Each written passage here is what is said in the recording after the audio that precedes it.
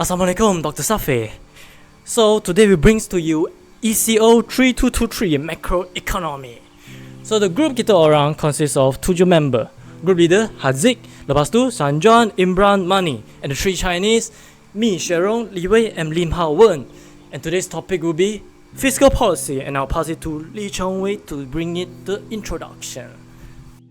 Hey, my name is Liwei. So now I'm going to talk about fiscal policy.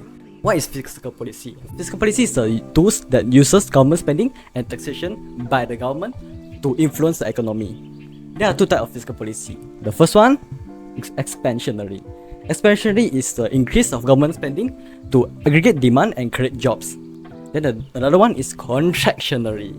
Contractionary is the increase of taxation to reduce the aggregate demand and stabilize the price. Okay, now for the history of fiscal policy. The early usage of fiscal policy is from the progressive era. It happened because of industrialization. It creates a wealth gap between the rich and the poor. But fret not, the government is here by using the fiscal policy to overcome this problem.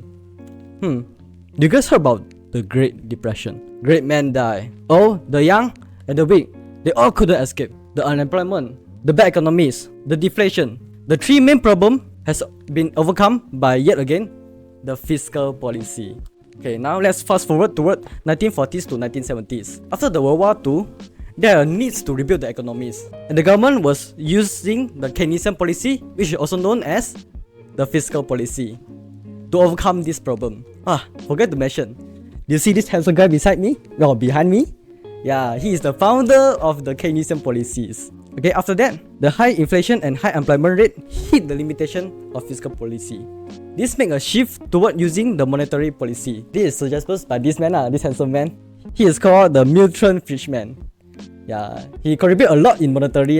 That's another part of our story. Okay, now let's set our side near to recent. The most recent use of fiscal policy is in the COVID-19. I remember at the time, my mom don't want to let me go to near our house to buy the nasi kandar because of the virus. But I think, can the nasi kandar restaurant survive without our help? Because nobody going to go and eat, right? But thankfully, the nasi kandar restaurant survived it with the help of fiscal policy. The government have launched a business support program to help the business that are in need. I like fiscal policy.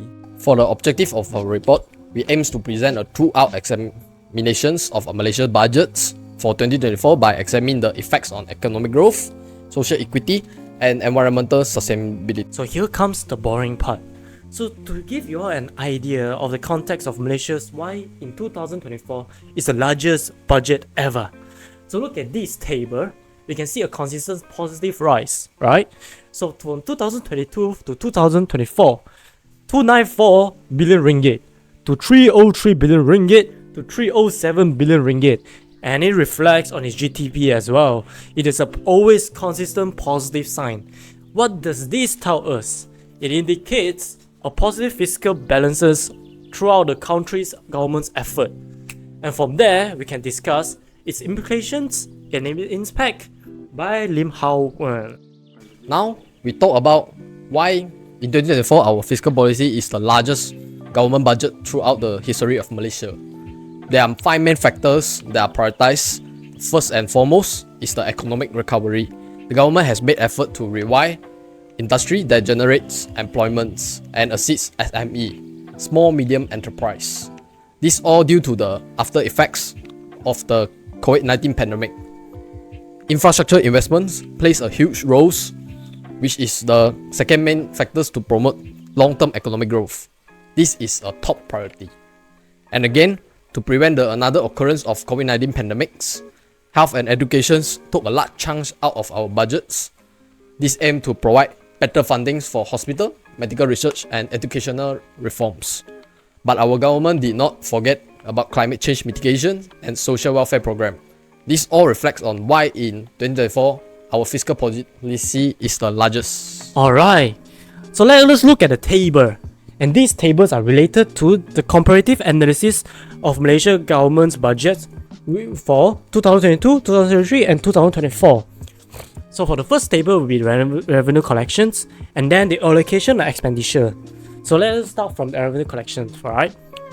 So as you all can see, there's a steadily increases of revenue collection throughout the years.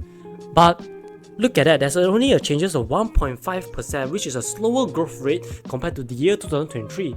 To give you a bit of context to why this is happening, because Malaysia is a petroleum related country.